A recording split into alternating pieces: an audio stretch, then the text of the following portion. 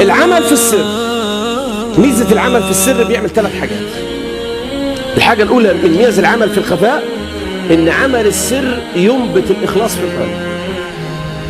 عمل السر ينبت الإخلاص في القلب. يبقى أنت في الخلوة بتعمل عمل سر، يبقى في العلانية هتعان.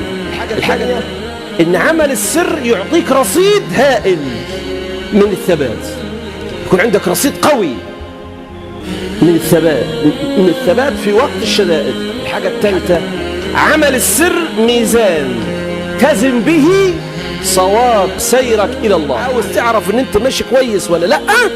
انظر في نفسك في خلوتك.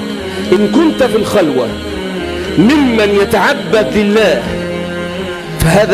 هذه علامة خير، وإن كنت في الخلوة ممن يقترف السيئات والمعاصي فاعلم بأن ميزانك اختل، واعلم بأنك تحتاج أن تراجع نفسك.